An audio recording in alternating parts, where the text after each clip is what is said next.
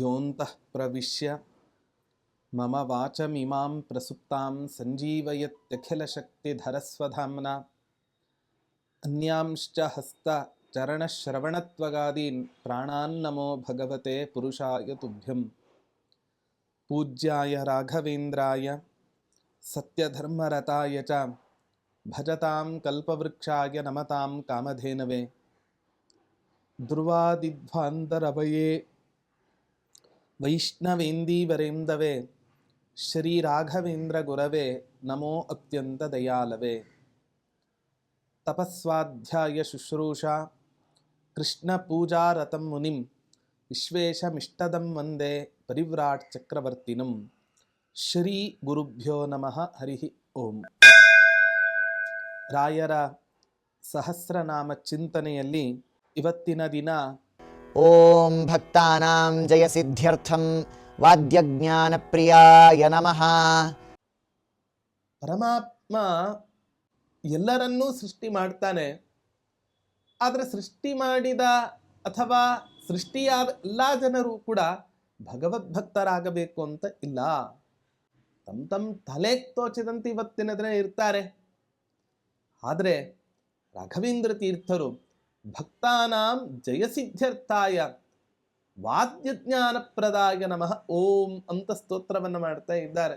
ಯಾರ್ಯಾರು ವಿಷ್ಣು ಭಕ್ತರು ಅಂತ ಇದ್ದಾರೋ, ಅರ್ಥಾತ್ ವಿಷ್ಣು ಸರ್ವೋತ್ತಮ ಅಂತ ಉಪಾಸನೆ ಮಾಡ್ತಕ್ಕಂಥ ವೈಷ್ಣವರು ಯಾರು ಇದ್ದಾರೋ ಅಂಥ ವಿಷ್ಣು ಭಕ್ತರಿಗೆ ಜಯವನ್ನು ಕೊಡೋದಕ್ಕೋಸ್ಕರ, ಅರ್ಥಾತ್ ಜಯವನ್ನು ತಂದು ಕೊಡೋದಕ್ಕೋಸ್ಕರ ರಾಯರ್ ಏನು ಮಾಡ್ತಾರೆ ಅಂತ ಹೇಳಿದ್ರೆ, ಎಲ್ಲಾದರೂ ಕೂಡ ವಾಕ್ಯಾರ್ಥ ಸಭೆ ನಡೀತಾ ಇರುತ್ತೆ. ಆ ವಾಕ್ಯಾರ್ಥ ಸಭೆ ನಡೆಯುವ ಕಾಲದಲ್ಲಿ ವಾದಿಗಳಿಗೆ ಏನು ಮಾತನಾಡಬೇಕು ಅಂತ ಗೊತ್ತಾಗದೆ ಇರುವಂತೆ ಅಜ್ಞಾನವನ್ನು ಕೊಡ್ತಕ್ಕಂಥವರು ಇವತ್ತಿನ ದಿನ ರಾಯರಾಗಿದ್ದಾರೆ ಅಂತ ನಾವು ಚಿಂತನೆಯನ್ನು ಮಾಡಬೇಕು. ಹಾಗಾಗಿ ವಾದೇ ವಾದೇ ಜಾಯತೆ ತತ್ವಬೋಧ. ಸಹಜವಾಗಿ ವಾದಗಳು ನಡೆಯಿತು ಅಂತ ಹೇಳಿದ್ರೆ ಆ ವಾದಗಳ ಮಥಿತಾರ್ಥದಿಂದ ಅನೇಕ ಜನರಿಗೆ ಇನ್ನಷ್ಟು ತತ್ವಜ್ಞಾನ ಜಾಸ್ತಿ ಉದಯಿಸಲಿಕ್ಕೆ ಕಾರಣವಾಗತ್ತೆ.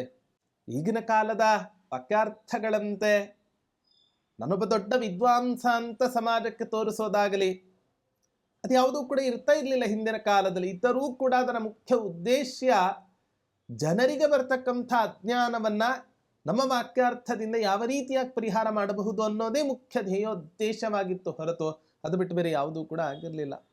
ಅಂತಹ ರಾಯರು ವಿಷ್ಣು ಸರ್ವೋತ್ತಮತ್ವವನ್ನು ಒಪ್ತಕ್ಕಂತಹ ಭಕ್ತರಿಗೆ ಸದಾಕಾಲ ಜಯವನ್ನು ಕೊಡಬೇಕು ಅನ್ನೋ, ಜಯ ಇರಬೇಕು, ಅವರು ಜಯಶೀಲರಾಗಬೇಕು ಅನ್ನುವಂತಹ ಒಂದು ಭಾವನೆಯಿಂದ ಯಾರ್ಯಾರು ವಾದಿಗಳಿದ್ದಾರೋ, ಅರ್ಥಾತ್ ವಿಷ್ಣು ಸರ್ವೋತ್ತಮತ್ವವನ್ನು ಒಪ್ಪದೇ ಇರತಕ್ಕಂಥವ್ರು ಯಾರು ಇದ್ದಾರೋ ಅವರೆಲ್ಲರಿಗೂ ಕೂಡ ಅಜ್ಞಾನವನ್ನ ಕೊಟ್ಟು ಅವರ ಅಜ್ಞಾನವನ್ನು ಇನ್ನಷ್ಟು ಜಾಸ್ತಿ ಮಾಡ್ತಾ ಇದ್ರು ಅಂತ ಹೇಳಿದ್ರೆ ರಾಯರಿಗೆ ವಿಷ್ಣು ಭಕ್ತರ ಮೇಲೆ ಅದೆಷ್ಟು ಪ್ರೀತಿ ಅನ್ನೋದನ್ನ ನಾವು ಅರ್ಥ ಮಾಡ್ಕೊಳ್ಬೇಕು.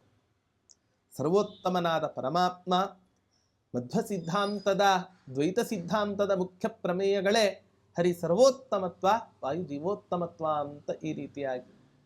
ಹಾಗಾಗಿ ಹರಿ ಸರ್ವೋತ್ತಮತ್ವವನ್ನು ಪ್ರತಿಪಾದನೆ ಮಾಡೋದಕ್ಕೋಸ್ಕರ ವಾದಿಗಳಿಗೆ ಅನೇಕ ರೀತಿಯ ಅಜ್ಞಾನವನ್ನು ಕೊಟ್ಟು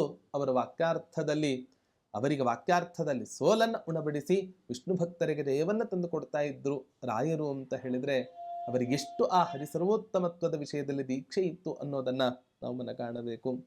ಅಂತಹ ರಾಯರು ನಮ್ಮಲ್ಲಿ ಇರ್ತಕ್ಕಂತಹ ಅಜ್ಞಾನವನ್ನು ನಾಶ ಮಾಡಿ ವಿಷ್ಣು ಭಕ್ತರಾದಂತಹ ನಮಗೂ ಕೂಡ ಜೀವನದಲ್ಲಿ ಶಾಸ್ತ್ರಗಳ ವಿಷಯದಲ್ಲಿ ಎರಡರ ವಿಷಯದಲ್ಲಿಯೂ ಕೂಡ ಅವರು ನಮಗೆ ಜಯವನ್ನು ಕೊಡುವಂಥವರಾಗಲಿ ಅನ್ನುವಂತಹ ಒಂದು ಪ್ರಾರ್ಥನೆ ಈ ನಾಮದಲ್ಲಿ ನಾವು ಮಾಡಬಹುದಾಗಿದೆ.